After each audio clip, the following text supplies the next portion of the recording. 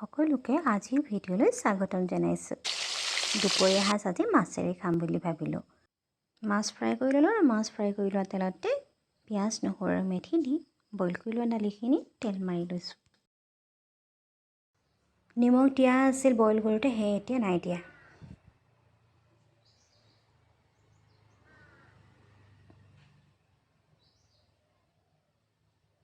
এতিয়া মই ফ্ৰাই কৰি ৰখা মাছখিনি দি দিছোঁ।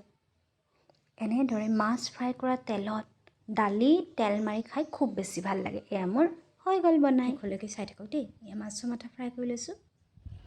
তাৰপিছতে মই এয়া পিঁয়াজ, নহৰু, হালধি, জলকীয়া গুড়ি, ভোট জলকীয়া, বিলাহী দি পেলাই ভালদৰে ভাজি লৈছোঁ।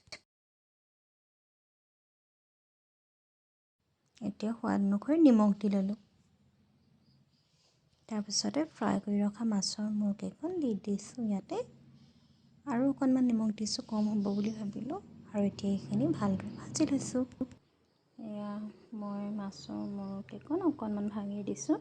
আৰু ভালদৰে ভাজি লোৱাৰ পিছত মচুৰ দালি 3 মিনিটমান তিয়াই ৰাখিছিলোঁ, সেয়া মই ইয়াতে দি দিছোঁ। সেয়া মই অকণমান ভজাৰ পিছত পানী দি দিছোঁ। আৰু পানীটো মই বেছিকৈ নিদিওঁ, কমকৈ পানী দি ভাজি থাকিম।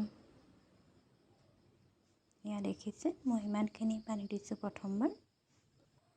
এয়া মোৰ প্ৰথম দিয়া পানীখিনি শুকালে আৰু এতিয়া ইমানকণেই মই পানী দিছোঁ। আৰু এয়া মোৰ হৈ গ'ল।